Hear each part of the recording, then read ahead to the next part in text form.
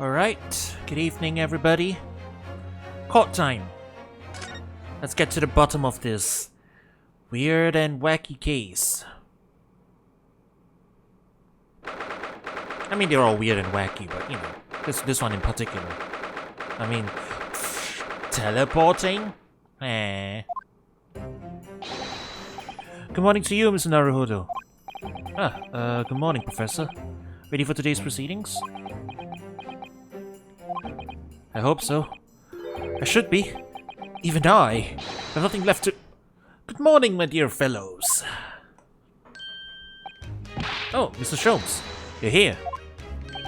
Why, naturally. A true gentleman stands shoulder to shoulder with his friends in battle at all times. Thank you. I really appreciate it. I'll see you later then. Now, Professor, we really need you to remain calm in the courtroom today. Yes, do try your hardest not to enter the witness stand uninvited again. Yes, I will. I realize it was a mistake, but My dear fellows, I must interject. Oh, you're still here, Mr. Jones. What's the matter? Surely you've overlooked some praise, have you not? To be cast in my direction, hmm? Sorry? I don't follow. Must I spell it out? I, the great Herlock Sholmes, the greatest detective of worldwide acclamation. Arose at some ungodly hour to be here now, first thing in the morning. A miracle, you must agree. Well, if I must agree, then... As you know, my sleep is quite impregnable. Iris had to employ her full gamut of tactics. She pulled the covers off, shook me, poked both cheeks, punched me, and kicked me from the bed. Then she poured a boiling cup of her latest experimental blend on my face, and at last I was bestirred. Oh my. Iris has been busy. Iris doesn't have it in her to go that far. She's too nice. I sense the spirit of a fellow scientist. One who relishes the infinite possibilities of blending tea. I'm the one worthy of praise here, not Iris. This is my victory. Sorry to cut in. Who's this? Oh, sorry to cut in. Oh, Inspector Gregson. Good morning. Gregson, my dear fellow. Why the grim expression at this delightfully early hour? Oh, I don't know. Maybe because I've been confronted with a grimmer expression, eh? Dear me. Are you going to take that insult lying down, Professor? What? I don't know! Poor Professor. Anyway, here's the paperwork you asked for. What paperwork? I took the liberty of requesting it yesterday. I have a feeling it may prove useful. You wouldn't believe the hoops I had to jump through to get this brought out of the archives. It's the professor's autopsy report. That mass murderers who killed 5 members of the aristocracy. He was found guilty at a closed trial 10 years ago now. It was all done under wraps. And he was quickly executed soon after the trial. It's all in here. Indeed. I don't know what to say. Thank you, Inspector. Yeah, let's take a look at the juicy deets.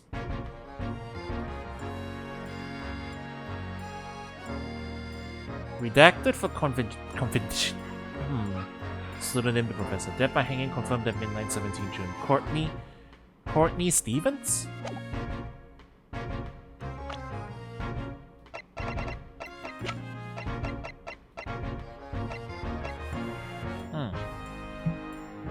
A relative, maybe? Yes, much obliged, Gregson. Stevens is a married name? Oh, come on. You could have left me guessing for a while. As lowly lord of the yard, just doing what we can. The shadow of the great Detective Sholmes, of course.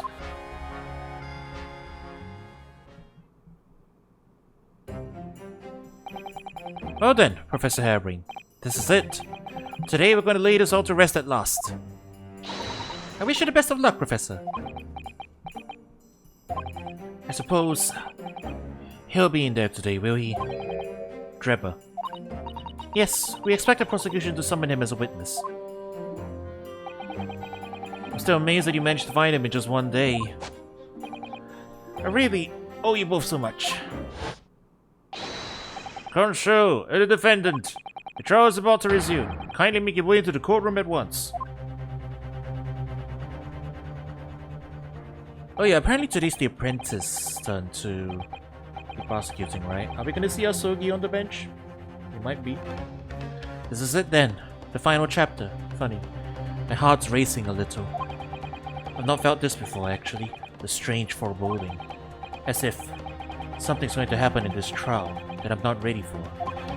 But I can't let that distract me. The only thing that really matters. Finding the truth.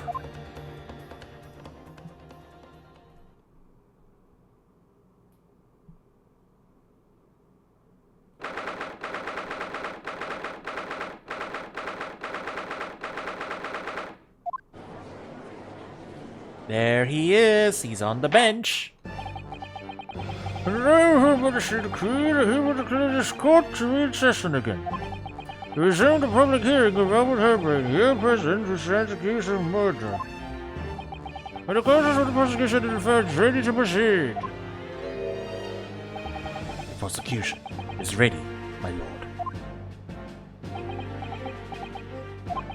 The defense is ready, my lord. As promised, Lord Van Zix has his apprentice with him. His apprentice of memory loss.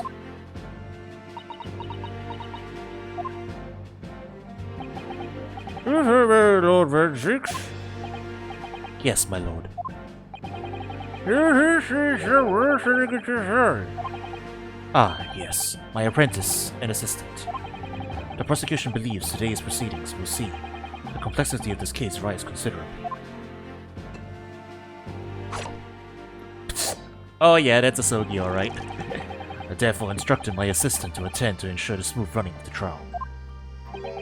And the smooth running of liquid refreshments, by the look of it. The way he holds himself, the way he moves, it couldn't be anyone else. But he's still suffering from amnesia, so there's really nothing we can do at the moment.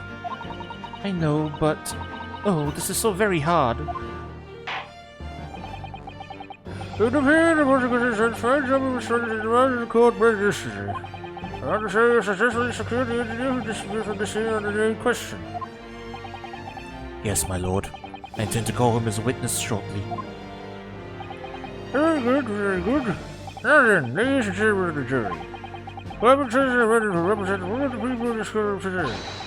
Are you ready to proceed? Of course, my lord. I'm sure we all understand the importance of doing our civic duty. I do so despise deception and deceit. I find it so very wearing. To take a man's life with a conjuring trick, it is against the magician's code, not to mention the law.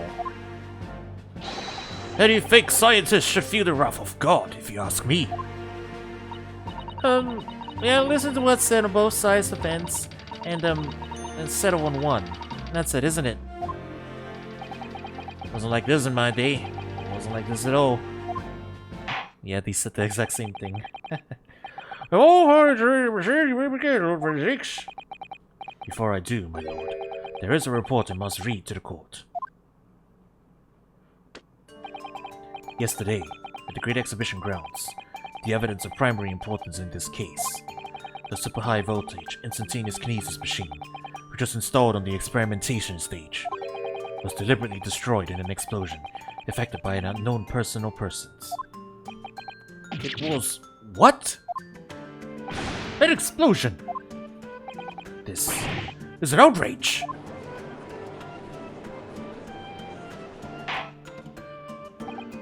Yes, I heard this brief news yesterday. So yes, I reported to the office in the evening. I went to the machine with lots of display and wreckage in its ashes in the flames. I have here a photographic print of the scene taken in the wake of the explosion.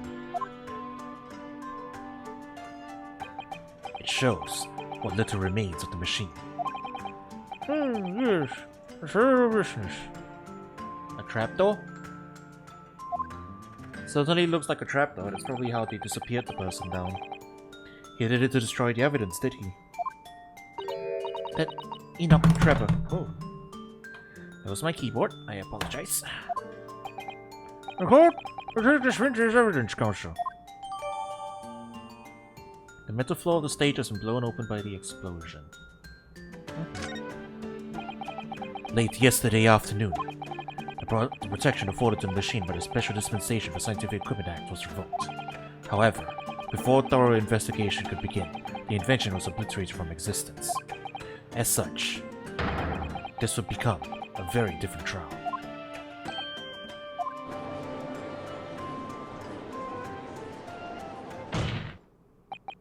As it stands now, with no evidence of which to draw meaningful conclusions, the authenticity of the kinesis machine will remain forever in obscurity. Indeed, a most unfortunate state of affairs. However, one thing remains clear. The victim's death was the result of the actions of the accused. Of that, we can be certain. For it was the accused himself who was operating the machine, and it will ultimately cause its loss of control. Objection! As Lord Van Zeeks rightly says, this is a very different trial now.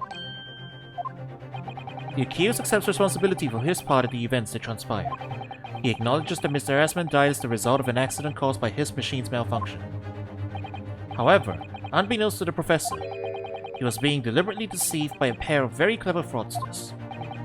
He's closer, if you please. The engineer, Mr. Manok Drebber, and the victim himself, Mr. Rhodey Assman. So what exactly were these two men up to behind the defendant's back?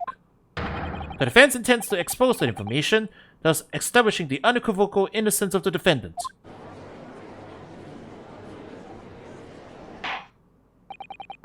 Agricultures. The position of the prosecution defense has been clearly stated. Robert Zeeks, summary of his witness, please. At once, my lord. The prosecution calls the engineer, Mr. Enoch Drebber, to the stand. Alright, weird clockwork man. State your name and occupation for the court. Name... Enoch Drebber. Occupation... Hard to pin down, I would say. See that black monocle? Yes, well, why do I feel as though I've seen it somewhere before? Oh, you too. Exactly the same feeling myself. The firm are currently being investigated in connection with another case. The theft of a waxwork model, is it? A most extraordinary sounding business. But that has no bearing on this trial, I assure you. Leave it from your mind. You're familiar with the public experiment carried out at the Great Exhibition some days ago. The accused super high voltage instantaneous kinesis demonstration. Yes, you could say that. I am aware of it. There was a terrible accident, wasn't there? It was you, Mr. Drebber, who constructed the vast machine used in the experiment. Or so our investigations indicate. Can you confirm your involvement? Yes, I constructed it, in precise accordance with the blueprints. But that's all. The court will be very interested to hear your thoughts about the machine, I'm sure.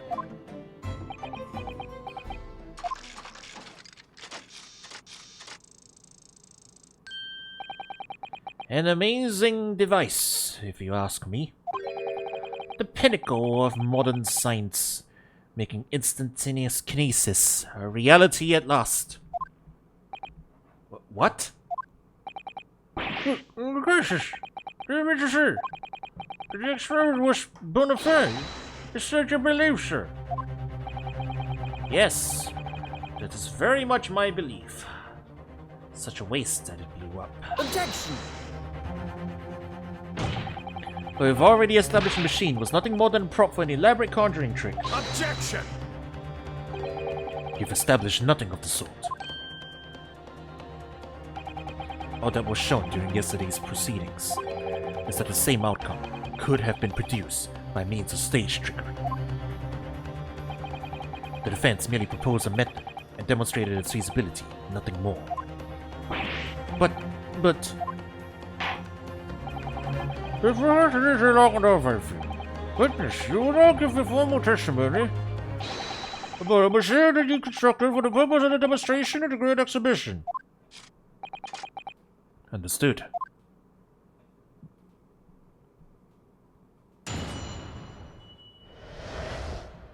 Alright, what's he gonna say? We've been fighting tooth and nail to bring this guy to the stand. I met the young professor approximately 1 year ago, through Mr. Assman's introduction. He provided me with the blueprints, and I constructed the machine to his precise specifications. It was no trick. If the whole show was a fraud, it would require a body double. Tell me, did the victim have a twin? Oh, the spectators saw the birdcage appear above their heads and then crash headfirst into the crystal tower. A terrible accident, I grant you. Perhaps the science on which the machine was built was flawed somehow.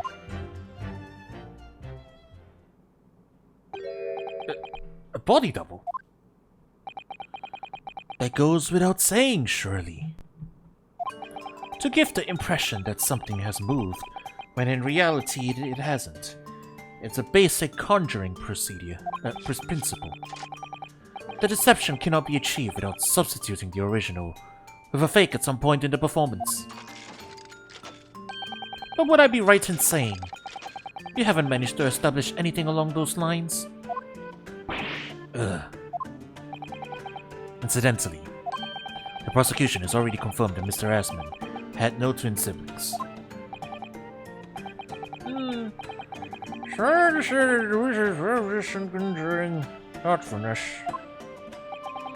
But since there's no indication he was actually able to accomplish all the claims. Namely, the construction of work miracles must have been an extremely complex scientific machine. Whatever do you mean?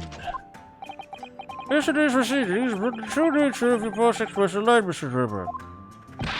Indeed it did, my lord. As a swindler who preys on innocent scientists to elicit government grunt money through conjuring know-how. Yes, it's true that I possess considerable knowledge of stage magic. But crucially, my scientific knowledge more than matches that of any academic in the field. Investigation of the witness's workshop attests to that claim, my lord. As evidence, the police found this Royal Society trophy for young talent and science there. Yes, that's true. We spotted it there ourselves. If a hypothesis is sound, it can always be forged into a physical manifestation with sufficient skill. Though I may have sold the secrets of some deceptive wiles to sniveling, talentless scientists in the past. What did I find? This wasn't a machine was. An unfortunate accident. Or, of course, a deliberate act of murder carried out by misuse of the science.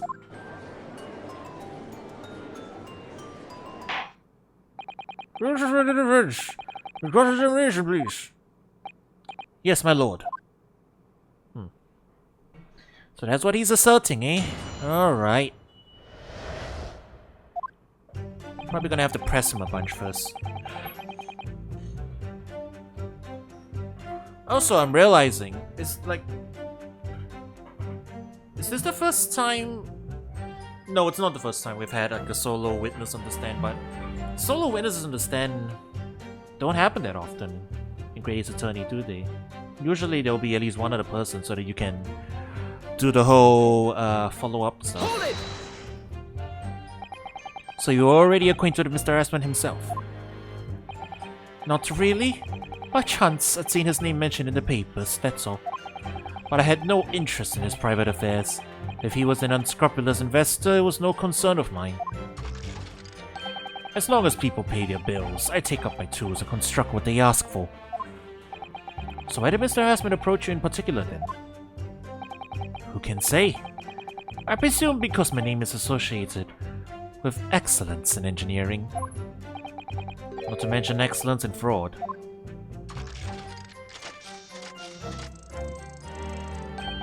Hard to gauge. But the point is, all I did was construct the machine according to the blueprints I was given. In other words, the Kinesis machine was built on solid scientific principles. Yes, you might say that. Professor Harebrained certainly has, A mind like no other.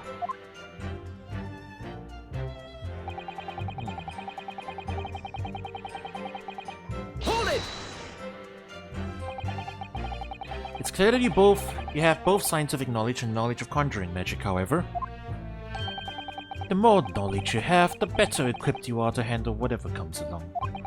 But your implication is that I furnished the machine with some trickery, I think. It's a possibility that we have to explore. Unfortunately, though, the machine has been blown to Kingdom Come. So there's really nothing left to explore, is there? It appears that the Kinesis machine was fitted with a timed explosive device of some kind. And there's nothing left of that device either. Not a single shred of evidence remaining, I hear. He must have planned all this from the outset. But in any case, it's abundantly clear that the experiment couldn't have been a trick.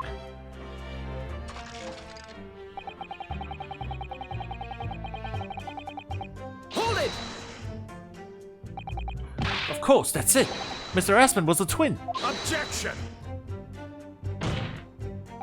Perhaps my learned friend wasn't listening earlier. Mr. Aspen had no twin siblings. No, I heard you before. But the thread of hope hadn't quite left me. The demonstration could have been a trick if there was somebody who looked sufficiently like the victim. But Dr. Scythe absolutely ruled that out as a possibility. It is beyond question that the victim himself, Mr. Aspen, did move from the stage to the Crystal Tower. The fingerprints found at the scene attest to the fact. So it can't have been orchestrated using someone who looked identical to Mr. Aspen then.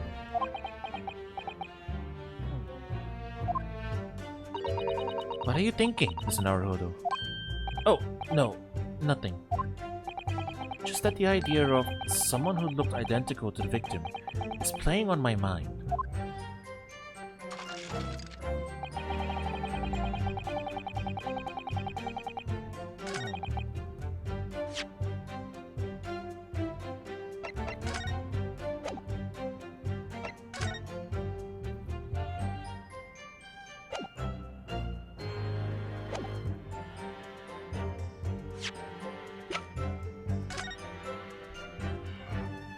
Well, okay, there's a trapdoor. That doesn't really tell me anything, though. At least at this point.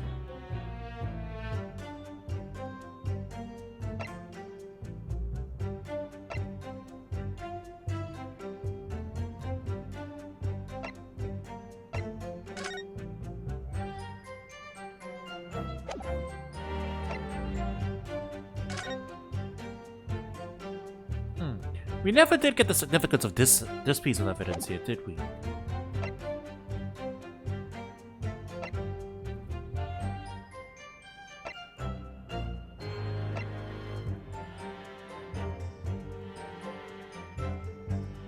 Well, we have evidence of this. We have the glass fragment that was on the waxwork,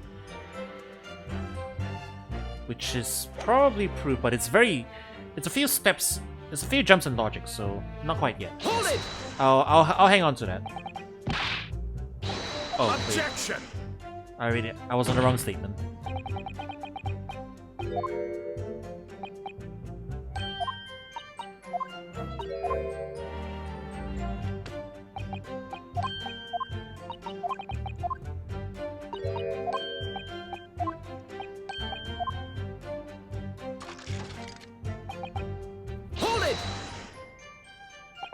It crashed headfirst, you see.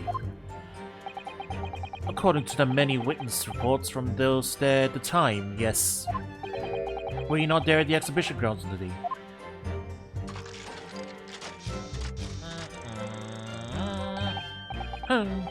Unlikely. I rarely leave my workshop. Yet another of your unique inventions was found at the scene.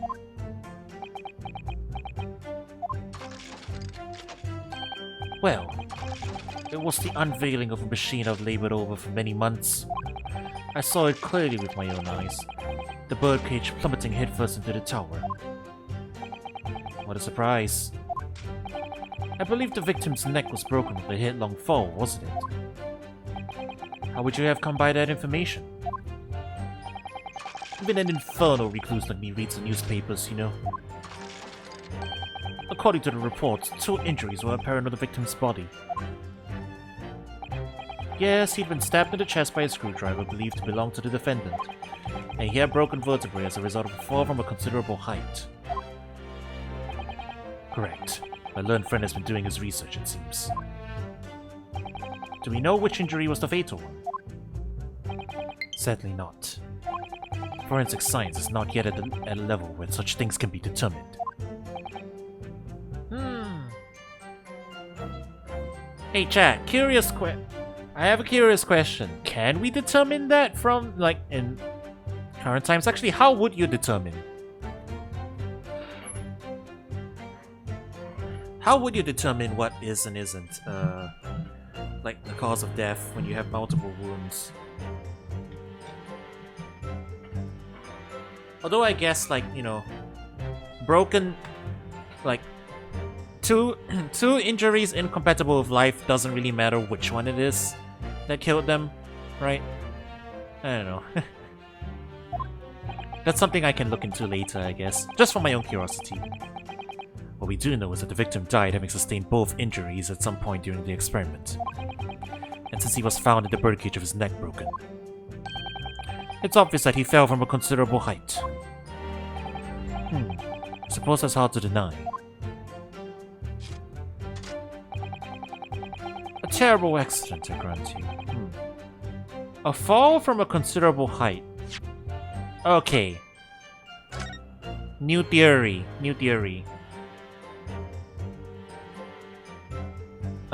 He never moved. He fell through here. He fell through here. That's what caused the fall injury. And the one that ended up in the Crystal Tower really was the waxwork model. Which means the weak link in the evidence there is that Scythe is lying. Yeah, I think that's my working theory right now. That seems to be what makes sense to me. Hold it! So you understood the science, did you? Not in the slightest. Oh, right. As I've said a number of times, I'm an engineer. My job is to manufacture according to the blueprints I'm given. I would be inviting manifold problems if I foolishly allowed my brain to digest the ideas behind them. I could be accused of stealing those ideas, for example.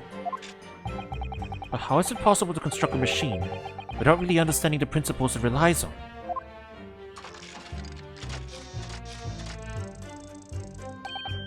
Well, you're practicing law without really understanding the principles it relies on, aren't you?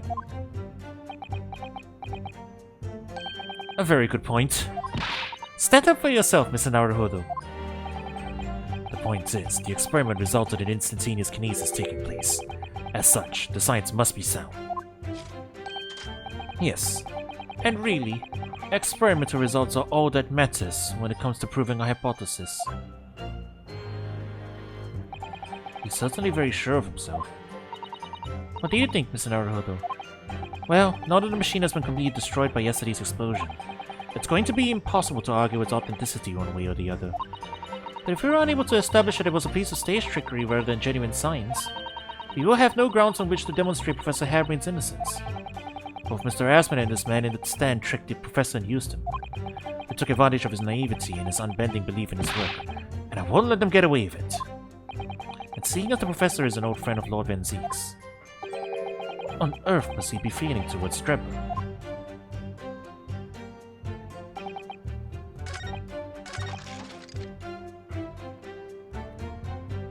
Alright, so I have to present something here. I didn't get any new information from Preston. Which means I guess we might have to go with the weak link.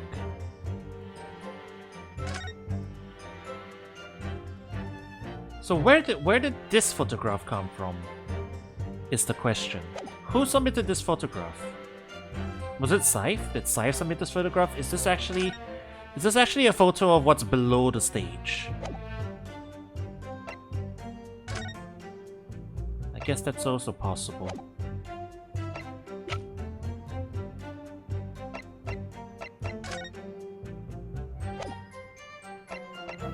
I guess I'll present this for now. This seems to be my only piece of relevant evidence, so... Objection! That wasn't it.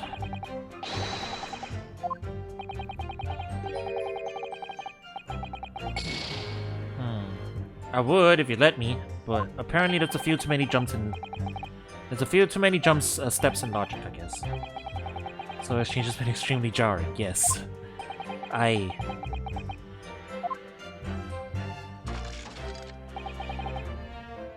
Did the victim have a twin?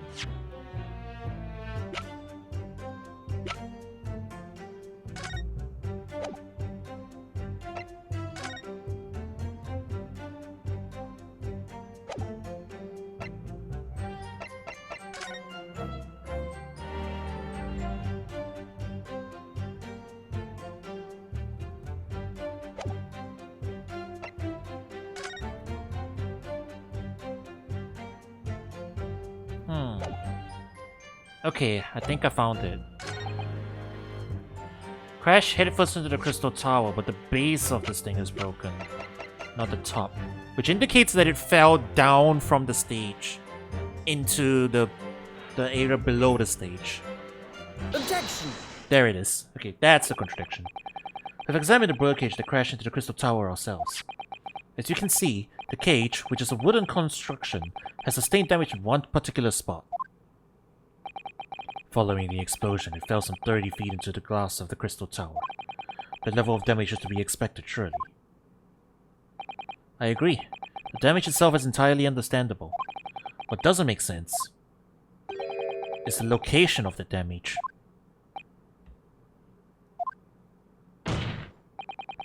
All the breakages in the wood are at the base of the birdcage, not the top. What are you saying? Yes, the opposite of what it should be. That's right, my lord. The birdcage that was at the scene is damaged at its base. So we have reports of the birdcage falling headlong into the crystal tower, yet the damage is at the bottom. The only way to reconcile these two facts is to accept that there were two birdcages in play that day, which were at some point switched. Switched during what wasn't a scientific experiment at all, but an elaborate piece of stage trickery.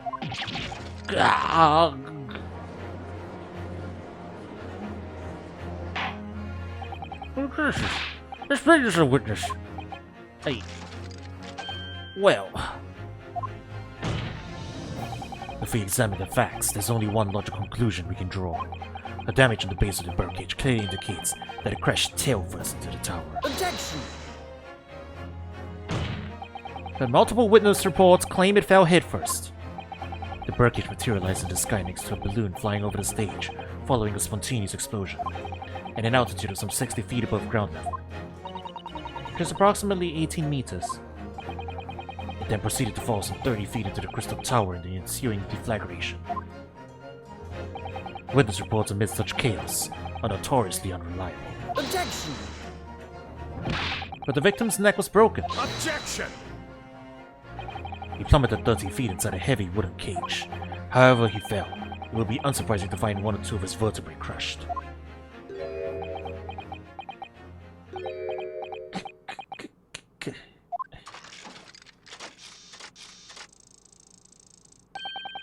A riveting scientific analysis of events from the prosecution there. To be even more rigorous, you would have to say it was only one vertebrae, actually. He wasn't quiet for long. I find it hard to see what's motivating Lord Van Zieks. This witness is clearly a swindler and one who deceived a person or friend of his. I mean, he's just doing his job. If you're going to establish this deception, do it right. Sorry? I feel like that's the undertone here. Ah, yes. And there's one more point. The defense appears to have forgotten. That obviously wasn't a trick, as a certain truth very plainly demonstrates. What? It seems to me the criticism will continue to resolve this matter. Mr. Never, you will amend your testimony to the details of this truth. Of course. We must treat the matter scientifically, after all. I nearly had him there.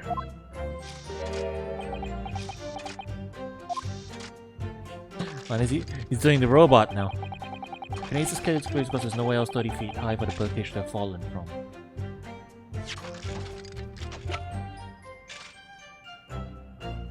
No, there isn't. Objection! Wait. Huh? No? Surely something about the last demon seems odd, doesn't it?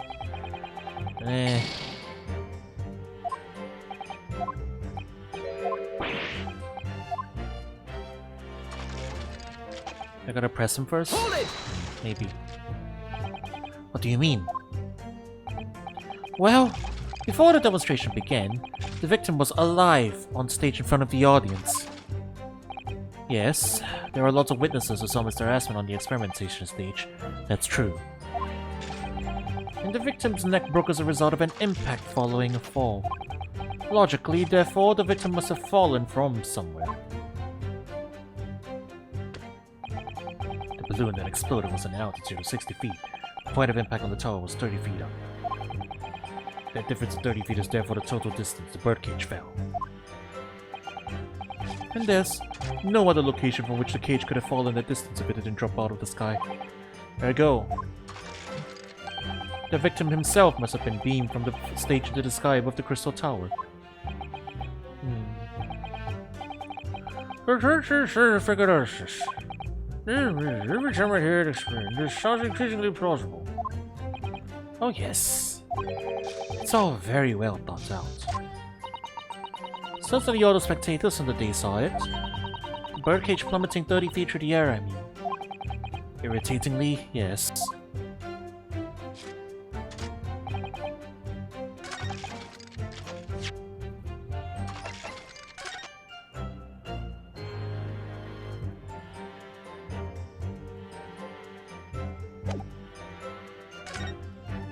Are we supposed to present this?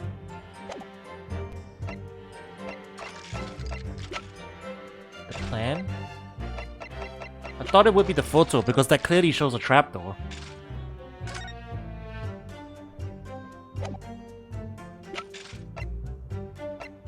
Objection!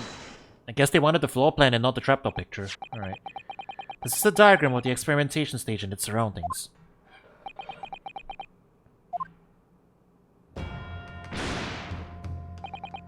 We know that somehow the birdcage appeared in midair before falling down into the crystal tower. A fall of about 30 feet, or 9 meters. However, if we examine the diagram carefully, you see that there is one other possible location from which the birdcage could have fallen. The same distance of 30 feet. No. The explanation to put forward. Go ahead, Coach. Yes, my lord. Of course. You indicate the place to which you're referring on the same diagram. You obtain the location from which the birdcage could possibly have fallen the requisite 30 feet. From the stage itself. Take that! The place I'm referring to is here. It is where the birdcage would have been to begin with. Which is exactly the point, my lord. Yes, the birdcage was in the machine on the stage. But what we must also consider is the height of the stage itself.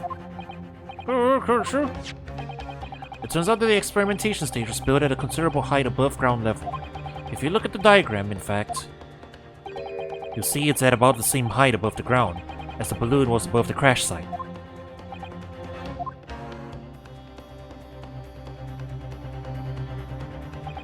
When the experiments got underway, the machine and the birdcage were engulfed in steam.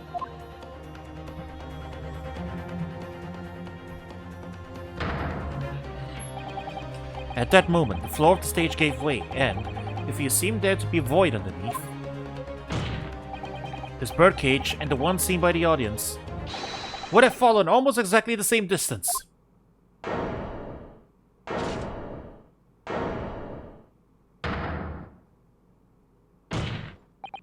Once again, my lord, this all points to the fact that there was not one birdcage, but 2. Objection! My learned friend has no evidence that the stage has such a contrivance in its design. Someone is responsible for the criminal destruction of the kinesis machine itself, it's true. However, the stage still stands. And take a moment to look at the photographic print of the scene following yesterday's explosion. Good lord, the metal girdle from the floor of the machine is undone. Yes, most likely blown open by the force of the explosion that destroyed the rest of the machine. The defense calls for the space below the stage to be investigated. Immediately.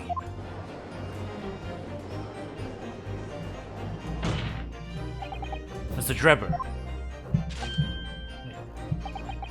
It was you who built the kinesis machine, which means that it was you who built the 2 bird cages that were used to carry out this deception.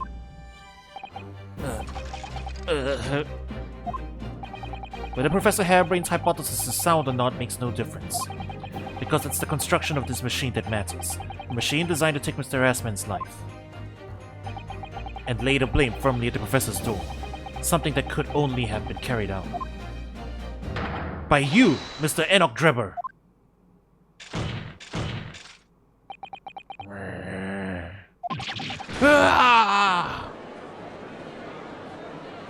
Objection! Yeah, this is way too early. It's way too early for him to be that clean cut. Yeah, if my learned friend had reached the end of its wild assertions. The prosecution would like to crush the defense's argument slowly, but surely. What? The argument fails to hold water on 2 counts. He's gonna bring up the autopsy report, right? 2. Firstly, before and after the experiment, this witness went nowhere near the kinesis machine. Every relevant member of staff of the exhibition has attested to that. I believe Mr. Scotland, there must have been a watch duty there for the experiment.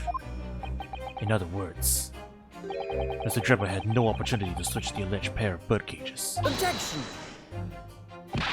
But I've already explained why he wouldn't have needed to. The nonsense at the crossbow. It doesn't bolster your case at all. The man who disappeared from the stage and the man who crashed into the tower are one and the same.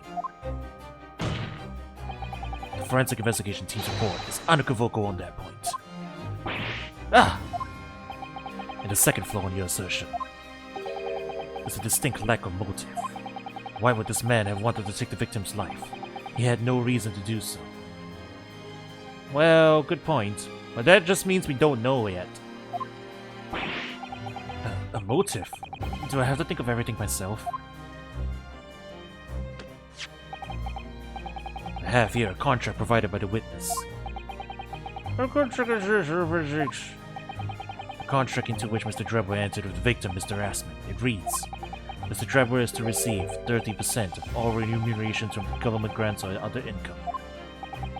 30%? Certainly very favorable contracts or conditions. There was one very important provision bolted onto that clause. What provision? Mr. Drebber may only uphold this right on condition that both contracting parties are alive. In other words, if either of us were to die, the contract would become null and void. So you see, I had nothing to gain from Mr. Assman's death. The diametric opposite, in fact.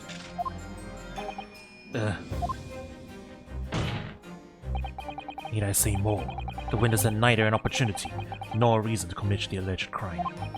In short, the possibility of Mr. Drebber having done as you suggest is nil. The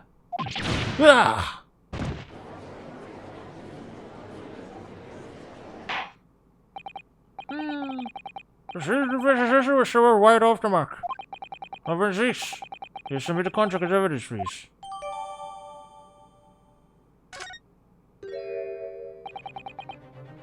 Okay.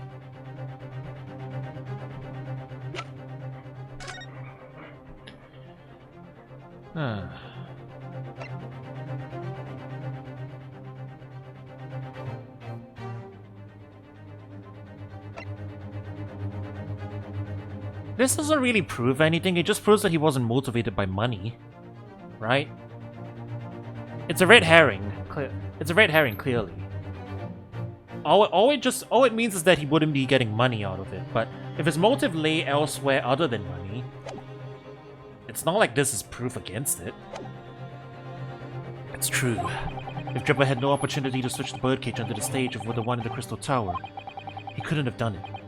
And in any case, I have no idea what his motive might have been. There is one aspect of your argument. It still holds true, however. There were 2 birdcages. The prosecution is unable to deny that. Ah. So I'm sure you're on the right lines, Mr. Naruhodo. And I've no doubt that there are other aspects of your assertion that are undeniable truths too. I see. The event is no real danger to offer.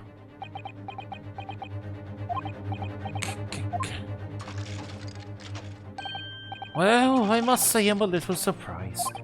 I came here to testify about the machine I built, and instead my reputation is defiled. What the prosecution's counter has set the record straight, I think.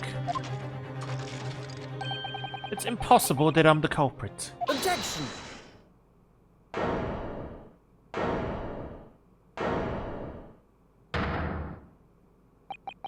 At the beginning of this trial, we believed that there was only 1 birdcage.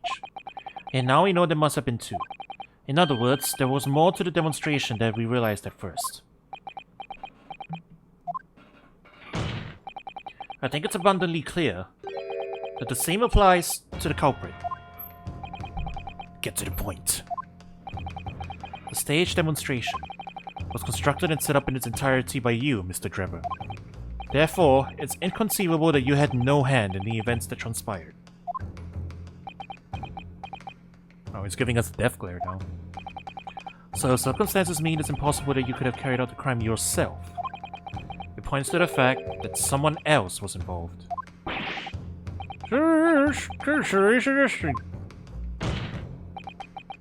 Yes, my lord. Mr. Drebber had an accomplice. Objection! An accomplice now. Well then, I presume. You're prepared for what's to come. Now that you're accusing not only this witness, but someone else of the most serious of crimes. If these accusations turn out to be false, then make no mistake. The prosecution will demand an equally serious punishment for your slander. Culture. There is 100% discourse and firmly accused another party to be involved in this matter. What do I do here? At the moment, this is little more than a hunch on my part. I don't know for sure if Drebber had an accomplice, or even if he really is the culprit here. One way or another, though, I have to make my position clear. As a lawyer. So what's my stance going to be? Did Drebber have an accomplice, or not?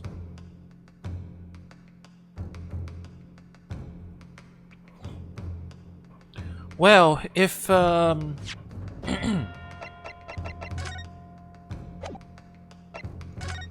we have to name Scythe here, right? Because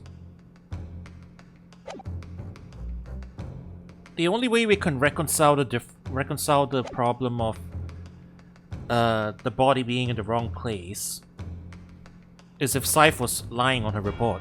So there's only one. I think here's the point where we have to bring her in. The defense is ready to name Mr. Drebber's accomplice. Somehow the 2 bird cages must have been switched. Everything points to that. Yet according to the coroner's report, that's not a possibility. But that inconsistency itself is a clue. And I think Van Zieks knows about it too, because like he said you're about to accuse someone of a very grave crime. He went right for that. So he knows too. He's waiting for us to unravel the thread for him. He's actually, yeah, I think he actually wants us to do this. You know, he wants to take down that person, and yeah, okay, he's working with us, just in a roundabout way. My lord. You receive struck water with you. If you never has determined, I must now ask you to identify this alleged accomplice by name. So, your answer, please. Who do you claim to have been Mr. Drebber's accomplice? It is The Bohemian Boy! He's lying about what he witnessed. The cage didn't fall head first, it fell feet first. That clears everything up. The boy, he's not a royal at all.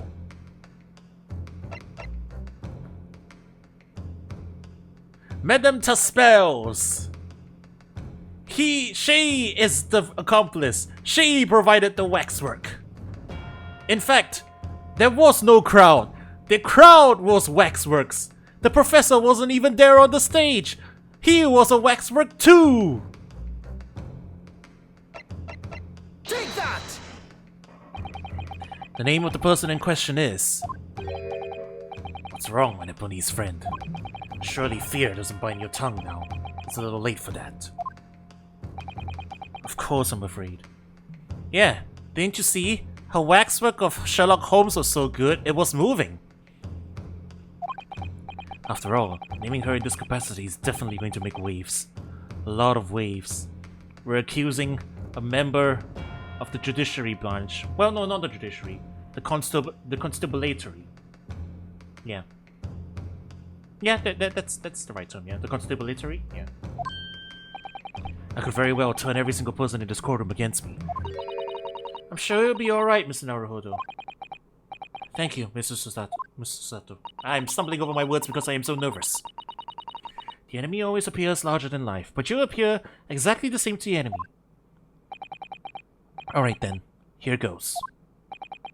You've kept us waiting long enough. Your answer, Counsel, now. The person who colluded with Mr. Drebber in order to carry out this wicked crime is Scotland Yard's coroner, Dr. Courtney Syfe. What the business are you talking about, Dr. Syfe? The head of the forensic investigation team, and the coroner who conducted the autopsy on the victim.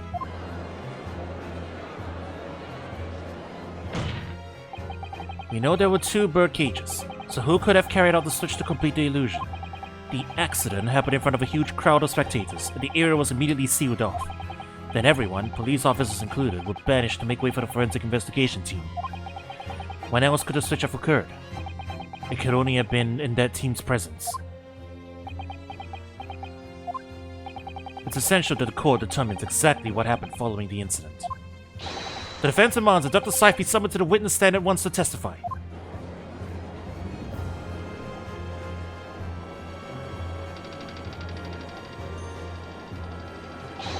You got a nerve, lad. Standing up there, dragging the yacht's name through the mud. I didn't mean to. I know the woman very well. There's no better deadroom worker out there.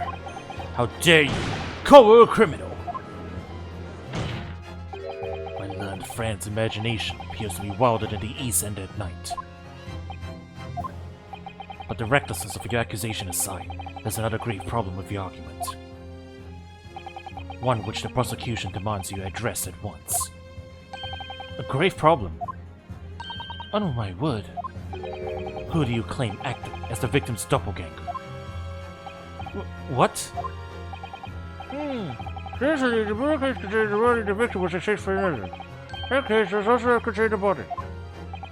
And yet, no missing persons or accidental deaths of anyone even remotely resembling the victim have been reported. Which means there was no one, dead or alive, who could have fulfilled the role of body double for Mr. Assman. That's true. If my argument is that there were 2 bird cages, then there must also have been 1 person inside each. But I don't know if I've got an answer to this yet, have I? What can I do to review how this body double stunt was achieved? I can present evidence. Very well. The defense will address my learned friend's concerns. By presenting evidence that reveals the true nature of Mr. Assman's body double. This evidence. I hope this isn't filibustering, Counsel. Court is suspecting your name.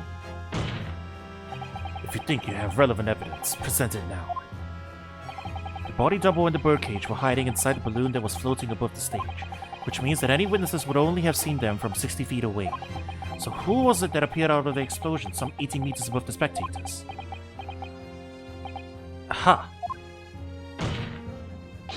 The body double inside the second birdcage was...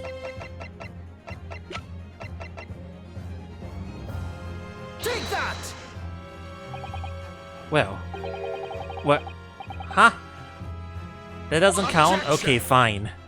I have to present the professor's head then?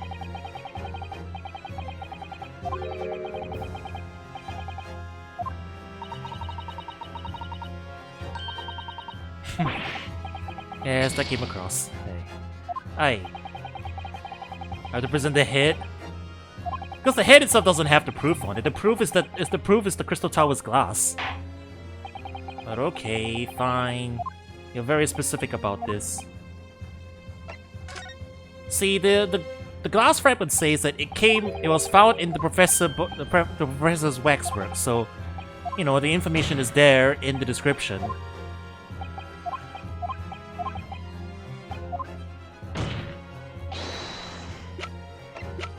But I guess the question is framed as the body double inside is this person. So not this glass, it's this person. Fair enough, fair enough. You know that the victim, Mr. Assman, was in the birdcage that was situated inside the kinesis machine on stage.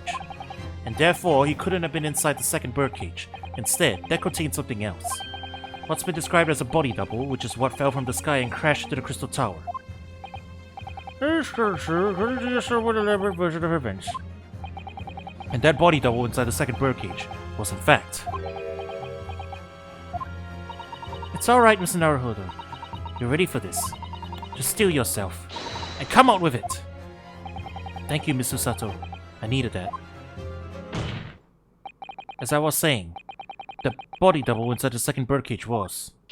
as unbelievable as it may seem, that thing there! Why is it... Why is it in the courtroom? Why is it in the courtroom? Who brought it there? Who thought it was relevant? Van Zeeks, was it you? Did Van Zeeks drag this exhibit in here waiting for us to point it? Point to it? Open your eyes and look into mine, Money Bunny's friend.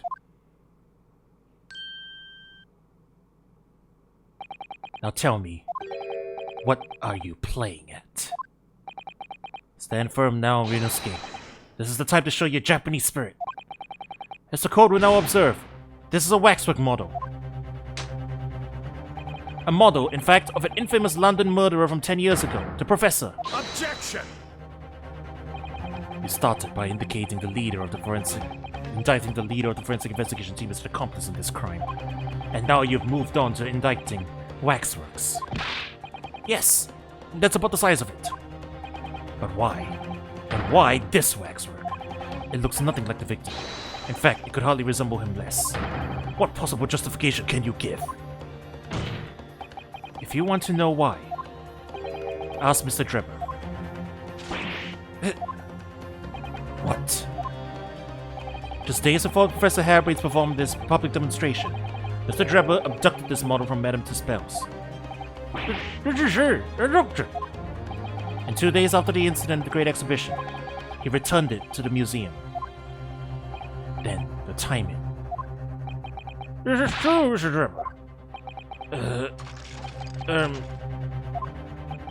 At first I couldn't see why Mr. Drebber would have stolen the waxwork and then given it back again. But now the reason is clear. He took it so that he could put it inside the second birdcage, as a body double for Mr. Assman. Gah!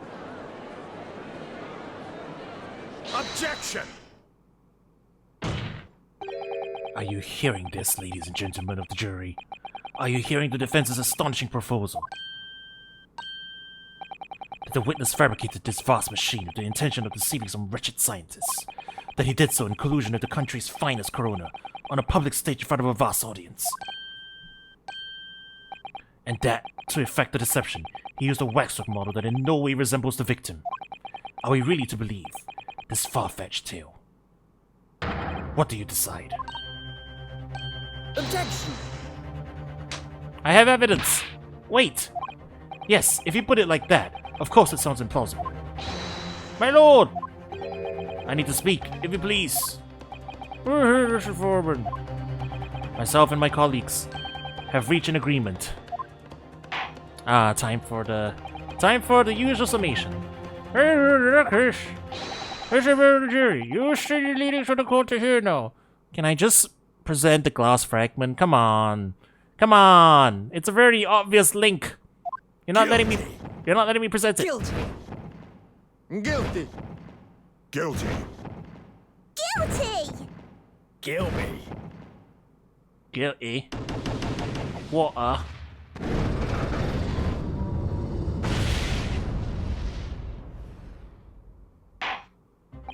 I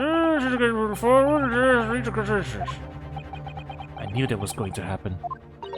We shall get through this, Mr. Naruhodo, as we always do. And uncover some new truths along the way, I'm quite sure. Yes, I agree. I'm going to have to appeal to the jurors as usual, and see if I can persuade them to change their minds. The version of the book of the submission examination. The judge is so used to it now. Hey, the velocity to proceed, Mr. Foreman. We are, my lord. Very well. In case I should under 684, present to hear. The grounds on which each of you has decided that the defendant is guilty of the crime is charged. Van Six didn't even say anything this time. He just like, yeah, let's just get on with it. We all know you're gonna do it, so let's just do it. I've known that woman for years. She'd never been accomplice to anything. It's utter nonsense to think that those two would ever be conniving with one another. Oh dear, this is most troubling. But surely the wax what the man stole has nothing to do with the corona, is it? I have my own problems with members of the police. I do not trust them much. I've seen no rigorous proof that this wax was ever inside the birdcage. It's conjecture. Accusing someone of right evidence is not a proper job, is he? I won't have it.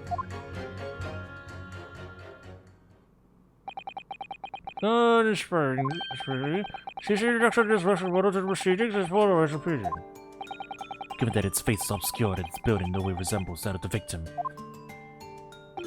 I can only applaud my learned friend's temerity at suggesting it as Mr. Aspen's body double. Yes, the applause is deafening. And yes, I know it seems extraordinary. But that's the point. That's why I have a strong feeling it's actually a greater clue than anyone yet realizes. What are you thinking, Mr. Naruhodo? I can't explain why at the moment, but I feel as though there's a specific reason why it was used. Why it had to be this model. Really? The reason why nothing else would do, you mean? Yes, and I'm convinced. It's something far more significant than whether or not the model looked like the victim. Well, if that's the case, we must prevent the trial from ending prematurely at all costs. Yes, agreed. I have to find a way out of this.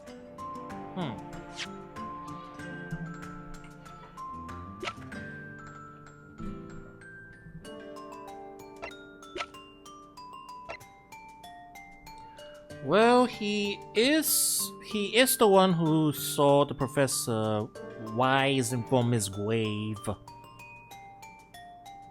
So that has to be significant somehow, right?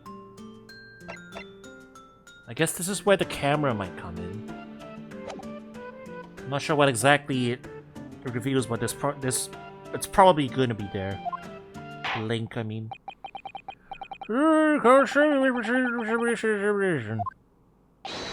Yes, my lord.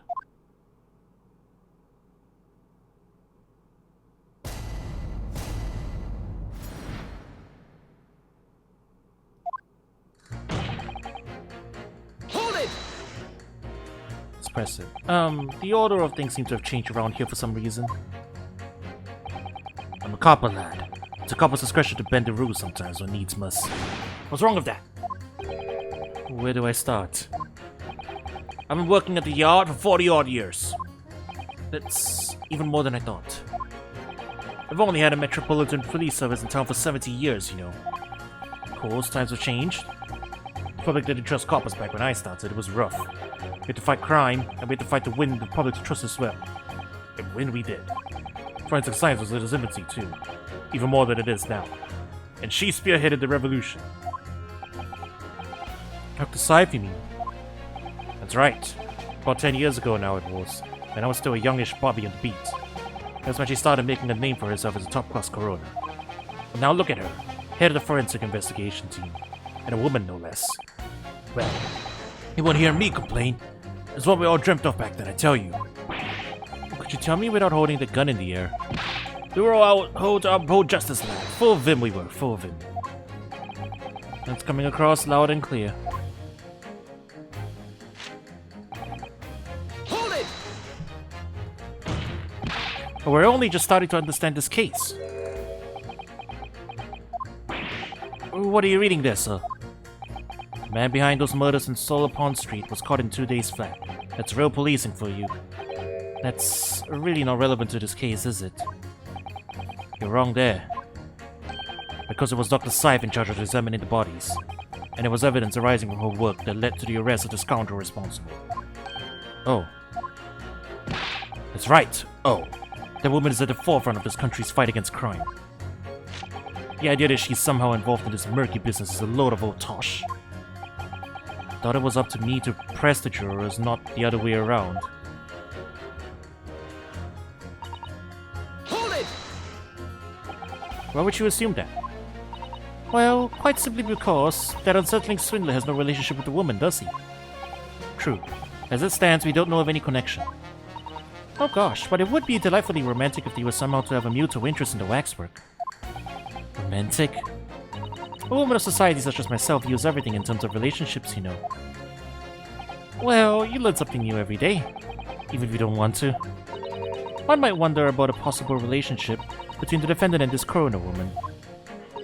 Or perhaps between the defendant and the handsome prosecutor just there.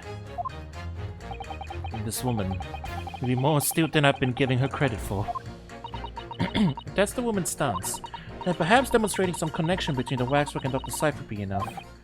Yes, I agree. As soon as we have even a whiff of a connection, she'll be the first to know. Hold it! What sort of problems? Let's just say we have run into each other on numerous occasions while performing on the street. Right, I see. Obviously, artists such as myself cannot appear on stage as we work in close proximity to our audiences, so we perform our great magic in parks, on street corners, and the like. But the police use any excuse to make our lives difficult. Excuse me! And do you have something to say in response to that, Mr. Automo? Who are you calling a mass murderer? Sorry, my mistake. I got confused because I heard you look like him. I don't look like anything like the man! You ought to be locked up, Sonny! Thanks, Mr. Sholmes. Perhaps you could move on. I was really wondering if you had something you wanted to add in response to what juror number 3 just said. And clearly you do. So that's violating gun safety rules. That gun's about to go off and kill someone. Back in my day. Back in the good old days. It wasn't like this. What was it like, sir? We worked our fingers to the bone to earn the public's trust, we did. And by Jove, we earned it. People respected us back then. Respected you? No one would have called a coroner into question in them days. A coroner's report was the hallmark of an investigation done right. Especially when Dr. Courtney Stevens put her name to it. She was the best of her best, and the apple of the fool's eye. Hold on a minute. What are you talking about? Who's Courtney Stevens? Sorry. Got a bit carried away there. Stevens is Dr. Cyrus' maiden name. Her maiden name? So that was before she was married. Of course, yes, silly me. It's Scythe now, isn't it? Stevens. I'm sure I've seen that name somewhere recently. Anyway, the point is, those are the great days of policing, not like now. Sorry to interrupt, sir. But do you think you could change your statement to include that name? Well, yes, I don't see why not.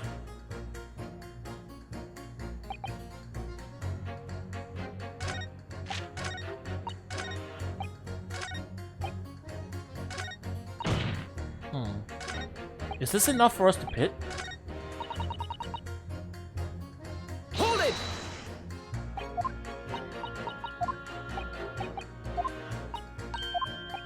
We have the connection, right? Just that we'll have to present the report after, but we can pit them now.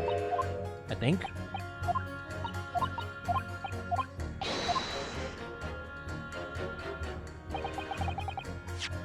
Yeah, I know the information we have here. It's this one. So, you know, that's the link between the professor and... It's a link between the professor and the corona. But is it enough? The wax of the men still has nothing to do with the corona.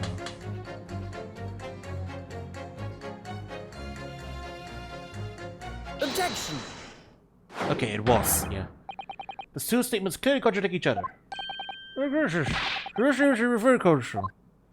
So, juror number 2. Gosh, me. Well, what can I do for you? I presume that you heard what juror number 6 said in its statement. It's brought to light the maiden name of the corona, Dr. Scythe, which in turn has revealed a connection that wasn't apparent before. Naturally, as a woman of society, I find such connections and relationships irresistible. But oh golly, I'm afraid I failed to see what you mean. Dr. Scythe's maiden name is Stevens, and through that name, the corona is very definitely linked to the waxwork of the killer. The defense has evidence to prove it. My goodness, evidence you say? How utterly enthralling. Well, sir, the doctor overlooked the last remark. I very much hope there is substance to your claim. Of course, my lord. I would ask the court to look at this. The evidence that clearly links Dr. Scythe to the mass murderer known as the Professor. Take that! I have here a certain autopsy report from 10 years ago. The 10-year autopsy report. The relevance is a half. It is, of course, from the autopsy of the person portrayed in the waxwork, the killer known as the Professor. Professors? But the man's are a capital offender, so... That's right. This is the certification of death that was drawn up after the convict's execution.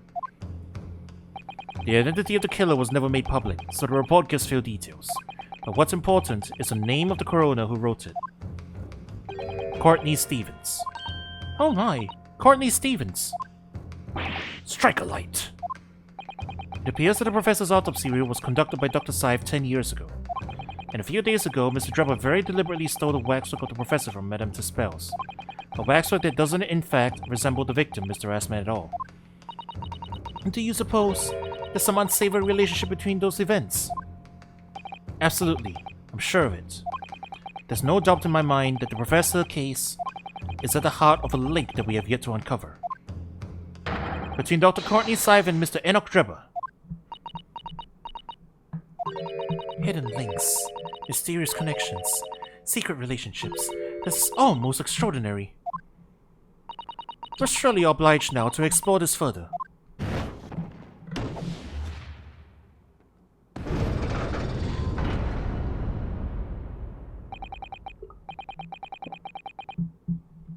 Quite right. We can't let this trial come to an end now.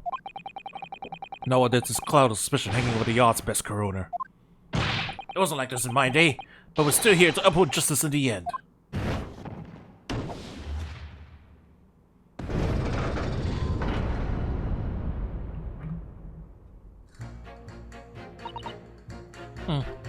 Yeah, Van Zieks and the judge don't even have anything to say. We're just... everyone's just used to the process now. Hold it! But you claim the Howard Stevens kinesis demonstration was a trick. That I did. But there's more than one way to pull a rabbit out of a hat, isn't there? Sorry? Oh wait, they're not allowed to say anything. Right. But I mean, okay, sorry. What I meant was, like, Rinosuke and Susato didn't comment on it. They're just moving right along. Like, everyone's just used to the process now. Including them. They're just moving along. I grant you, given that this cage appeared from amidst an explosion, there had been no need to use a real person. But if a waxwork had been used, the culprit could at least have had the decency to make it look like the victim. I'm not sure exactly how much criminals are governed by decency. The point is, if you're going to make a claim about that waxwork being inside the birdcage, you need to give us some evidence. Without that, it's just not science. I suppose we should expect nothing less than a logical argument from a fellow of the Royal Society. But that perhaps means his mind could be changed if we manage to present suitable evidence. Evidence that the professor's waxwork was inside the birdcage. Can I produce that or not? Finally, I can use this stupid thing! Actually, I have something I'd like you to see, sir. Oh. I must warn you that I firmly believe it's only wise to trust men in white coats. So given your jet black outfit, I don't mind admitting to a sense of trepidation here. So you don't trust anyone in black? Looking in the mirror must be very trying. there's some evidence that proves the waxwork was inside that birdcage. Namely, I don't know why we didn't present this earlier, but take that! What's that? A piece of glass, though it's unusually thick for glass. Yes, it's a piece of broken glass that we found inside the jacket on the waxwork. As you say, it's not ordinary glass though. It's very thick and clearly made for extra strength. Much like the special glass that was developed for the construction of the Crystal Tower. The Crystal Tower. Holy smoke! Exactly. The centerpiece of the Great Exhibition, but the very incident we're talking about took place. On the day in question, the birdcage fell from above and smashed through a window of that special glass. From whence this small piece of originated. Is that it? Precisely. So, what do you say? Now that clear evidence in support of the assertion has been placed before you. Well, as I said, I only trust men in white coats as a rule. However, when the reasoning is sound, it's fair to say color shouldn't come into it. In light of what you've shown me here, yes, I feel obliged to change my position on the matter. Okay, sir, number 4. You make a statement now, please. Presence of that piece of glass is being loaded out to the back so it's in the inside that birdcage. Okay, can we do something to pit now?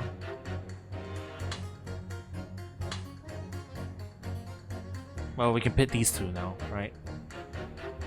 You know, by the way, chat, is it just me or is this the most reasonable jury we've had all game?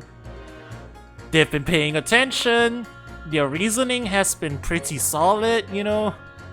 They're acting like reasonable jurors instead of like, you know, going off on complete tangents. Like, go figure. This is the most reasonable jury we've had all game. So Sasuke was just unlucky. True. That's true. He got the racist juries. Objection!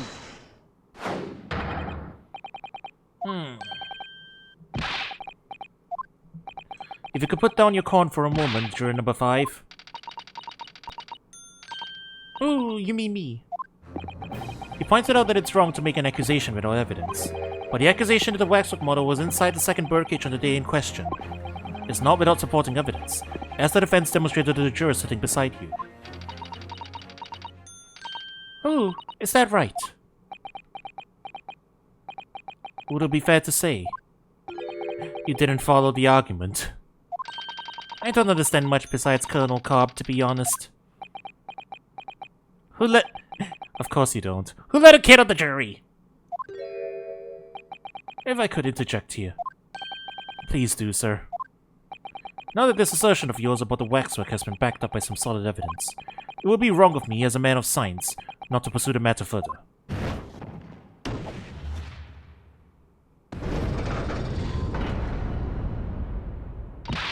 Ah, well, me too then. Sorry. If this brainy gentleman says he's right, then he must be. See, I'm not a jury going against Colonel Cobb or anyone who's got stuff in between the ears.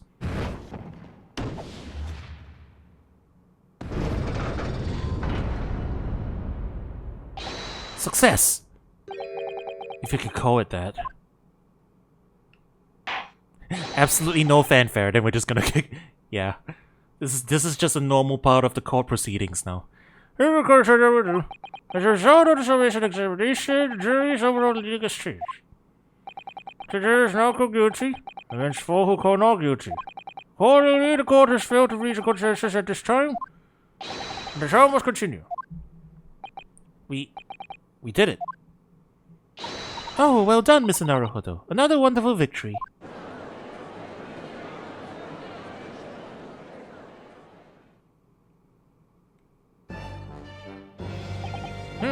The waxer, the distinguishable professor. This is important about the victim of this contradictory case. I must say, it's extremely hard to believe the assertion could possibly be true. However, it would appear that it does at least warrant further investigation. It's the waxwork of the professor that links Mr. Trevor and Dr. Scythe. And I'm convinced that there's a special significance to that link. I don't know what you're hoping to prove, lad. I really don't. The truth, sir. By using evidence and testimony. The court is to delve deeper into the alleged involvement of the waxwork in this case. Then the prosecution calls for the owner of the model to be summoned as a witness. Your Honor. Madame Tuspels. I really thought the Lord Van Zieks would object to this whole line of inquiry. I concur. Declaration from Madame Tuspels to appear as a witness with immediate effect. Listen carefully, my learned friend. Oh, yes. You should know that you're on the brink of opening Pandora's box. Yes, I know it's in for 45 minutes. During that time, the prosecution will summon the new witness and prepare for taking the stand. Madame Tuspels, yes. I shall see to it at once, my lord. Okay, I wasn't expecting her to be summoned to court. I thought she was just gonna be a minor character in the background. But hey, she's being summoned to court. We're gonna see her dunk Sholmes in boiling hot wax. Live on the stand. Right there. But you'll have to wait for the next episode for that to happen. So stay tuned for Sherlock Holmes's wonderful demise in becoming a waxwork. Have a good one.